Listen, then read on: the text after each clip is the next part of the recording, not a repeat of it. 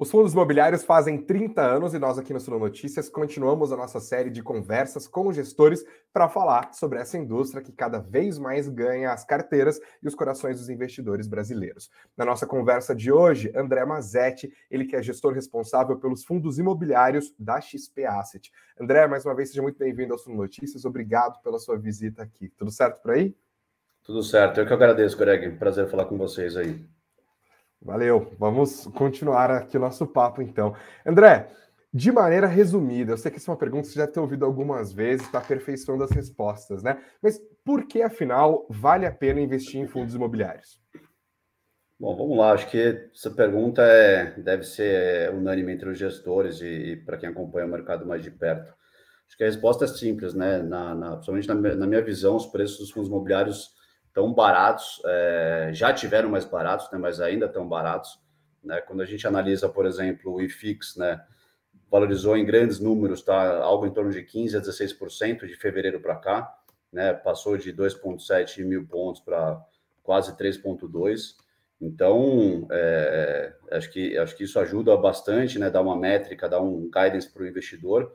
Mas quando a gente observa, por exemplo, o market cap, né, que é basicamente o valor de mercado das cotas, versus o valor patrimonial dos fundos que compõem o IFIX, né, a gente observa que as cotas têm que valorizar ali algo em torno de 40% a 45% para o market cap chegar nos valores patrimoniais, né? Como se tivesse uma valorização contratada, né, de certa forma. Então, acho que vale a pena lembrar que, historicamente, até o início da pandemia, né, que foi de meados de fevereiro, março 20, os market caps, né, quase sempre foram maiores do que os valores patrimoniais, né? Quase todos os meses a gente viu o market cap superando ali o valor patrimonial, em alguns meses até muito mais, né? Mas boa parte ali da amostra, que se a gente pegar uma amostra, a gente vai ver esses dados. Então, acho que é bem razoável a gente pensar que a gente, né, vai voltar a ter aí um market value colado na patrimonial num cenário de juros de um dígito, ou pelo menos, né, ter a expectativa de que o mercado, num curto espaço de tempo, chegue nesse um dígito. Então, acho que é o caso atual, né? Se a gente analisar o Focus, a gente vai ver que a gente vai ter ali 9,5 no final de 24 e 8,5, alguma coisa do tipo, já no próximo ano. Então, eu acho que tudo isso resume e corrobora que realmente está barato aí comprar os fundos imobiliários. E olhando no horizonte mais longo, quais as perspectivas que você tem para a indústria dos fundos imobiliários? Quais transformações você acha que ela vai passar?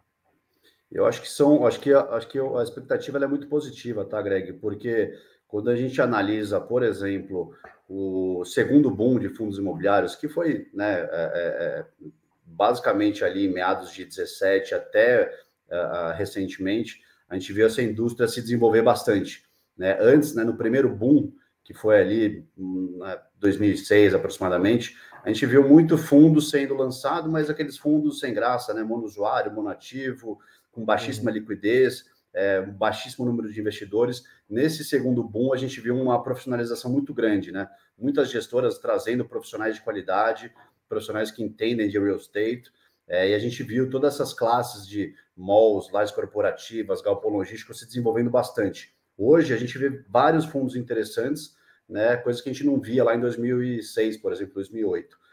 Então, eu acho que agora, com esse novo ciclo de juros, os juros começando a reduzir, entrando num patamar mais saudável para a economia, e por consequência mais saudável para o fundo de fundos imobiliários, eu acho que essa indústria vai continuar se desenvolvendo, né? E aí, obviamente, todo gestor e todo investidor que gosta dessa classe tem um sonho que, em algum momento, a gente tem aí uma classe muito parecida com o que a gente vê no mercado desenvolvido, como os Estados Unidos, com os REITs. Então, eu acredito num desenvolvimento muito forte aí da classe, tá?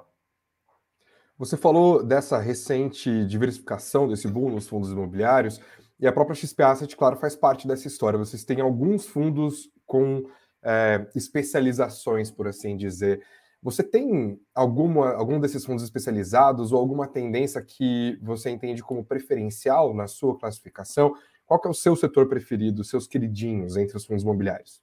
Olha, essa é uma pergunta difícil, né? Eu sou fã da classe como um todo. Por exemplo, na minha carteira pessoal, eu tenho praticamente todos os segmentos de fundos imobiliários, tem um pouco de malls, tem um pouco de lajes corporativas, tem muito de logístico e principalmente crédito, né? A minha praia aqui na XP Asset são mais os fundos líquidos dos imobiliários, então os fundos de crédito e FOF.